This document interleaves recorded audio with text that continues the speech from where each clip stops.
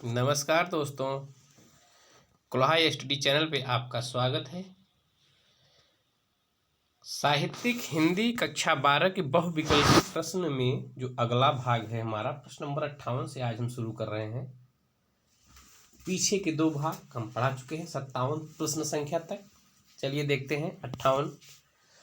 60 वर्ष एक रेखांकन किस साहित्यकार की आत्मकथा है?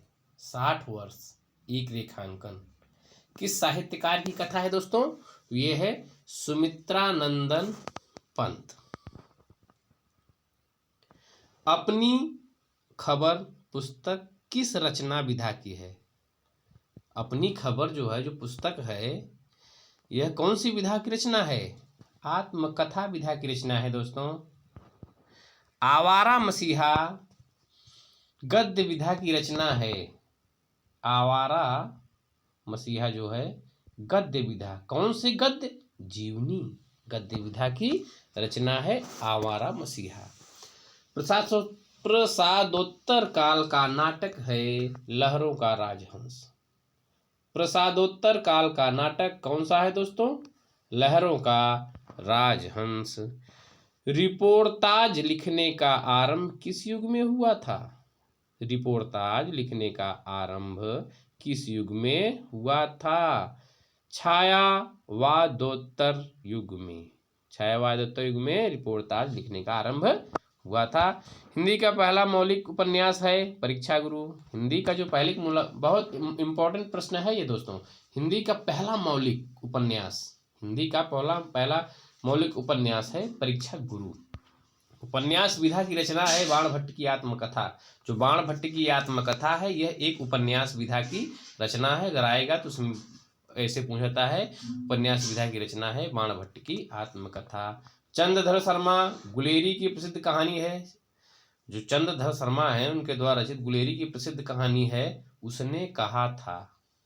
चंद्रधर शर्मा गुलेरी की प्रसिद्ध कहानी है उसने कहा था। हिंदी कहानी एक नई दिशा की ओर कब मुड़ी? हिंदी कहानी एक नई दिशा की ओर मुड़ी कब? सन 1935 में।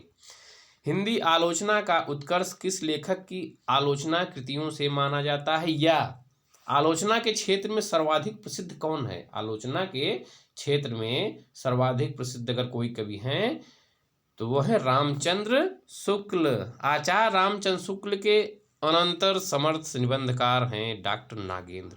आचार्य रामचंद्र शुक्ल के अनंतर समर्थ निबंधकार हैं दोस्तों, तो वो हैं डॉक्टर नागेंद्र। निम्नलिखित रचनाओं में से कौन सी रचना डॉक्टर वासुदेव शरण अग्रवाल की है? राष्ट्र का स्वरूप, विपथिका, लाल कनेर, नदी के द्वीप, ये सब नहीं है। लाल स्वरूप जो है कौन सी? निम्नलिखित रचनाओं में से कौन सी रचना डॉक्टर वासुदेव शरण की है? तो वो है राष्ट्र स्वरूप। डॉक्टर नागेंद्र प्रसिद्ध हैं किसके लिए? आलोचना के लिए। डॉक्टर नागेंद्र किसके लिए प्रसिद्ध हैं? आलोचना के लिए। अभी आपने इसके पढ़ते आलोचना के क्षेत्र, आलोचना के लिए प्रसिद्ध हैं। तंत्रालोक से यंत्रालोक तक की रचना विधा है यात्रावृत्त।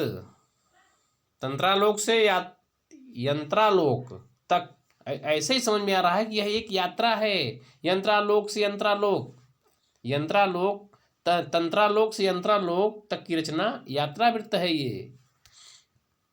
काका कालेलकर का नाम किस विधा लेखक के रूप में प्रसिद्ध है? संस्मरण। काका कालेलकर का नाम कौन सी विधा के लेखक के रूप में प्रसिद्ध है? वो है संस्मरण। कहानी कला की दृष्टि से हिंदी की प्रथम आधुनिक कहानी कौन सी है? किशोरीलाल गोस्वामी की इंदुमती। एकांकी शिल्प के समुचित विकास की दृष्टि से एकांकी के जनक माने जाते हैं या एकांकी सम्राट किसे कहा जाता है? डॉक्टर रामकुमार वर्मा को एकांकी सम्राट जो कहा जाता है वह है डॉक्टर रामकुमार वर्मा। चिंतामणि किस लेखक के निबंधों का संग्रह है? चिंतामणि के रचनाकार कौन है? रामचंद्र शुक्ल। चिंतामणि किस लेखक के निबंधों का संग्रह है दोस्तों? वह है रामचंद्र शुक्ल। चिंतामणि के रचनाकार कौन है? रामचंद्र शुक्ल हैं। रामचंद्र शुक्ल द्वारा लिखित चिंतामणि भाग 1 निबंध संग्रह प्रथम बार किस नाम से प्रकाशित हुआ?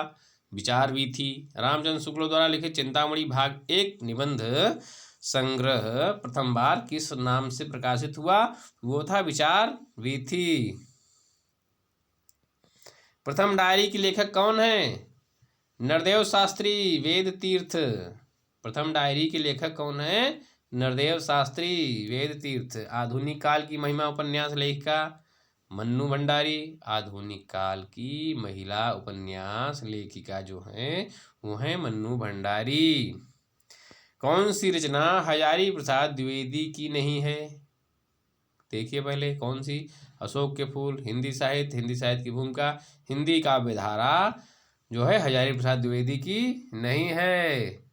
बिना संस्कृत के जन की कल्पना कबंध मात्र है, संस्कृत ही जन का मस्तिष्क है। इस सूक्त वाक्य का पाठ है राष्ट्र का स्वरूप। ये राष्ट्र का स्वरूप से लिया गया है। बिना संस्कृत के जन की कल्पना कबंध मात्र है, संस्कृत की जन का मस्तिष्क है। ये कौन सा सूक्ति वाक्य का पाठ है? राष्ट्र स्वरूप। आंचलिक कहानी लिखने के लिए प्रसिद्ध हैं फणीश्वरनाथ रेणु। फणीश्वरनाथ रेणु कहानी आपने सुनी होगी, कौन सी? पंचलाइट। तो सब आंचलिक कहानियां लिखती थी फणीश्वरनाथ रेणु। अस्क उपनाम है उपेंद्र नाथ का। जो अस्क उपनाम किसका है? उपेंद्र नाथ का। राजनीति संस्मरणों के लिए प्रसिद्ध है कन्हैयालाल प्रभाकर। राजनीति संस्मरणों के प्रसिद्ध है कन्हैयालाल प्रभाकर। अंग्रेजी के स्केच का रूपांतरण रेखाचित्र। अंग्रेजी के स्केच का रूपांतरण अगर है तो क्या है? जीवनी, भेंट वार्ता, रेखाचित्र, रिपोर्टाज। रेखाचित्र। तुम चंदन हम पानी, पानी जाके अंग अंग गंध समानी। तुम चंदन हम पानी किस विधा की रचना है? ये निबंध है दोस्तों। बाण भट्ट की आत्मकथा किस विधा की रचना है? उपन्यास। बाण भट्ट की आत्मकथा कौन सी विधा की रचना है? ये उपन्यास है दोस्तों।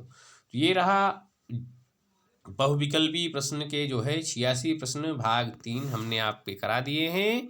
अगले भाग के लिए इंतजार करिए। अच्छा लगे तो लाइक करें, कमेंट करें। जय हिंद, जय भारत।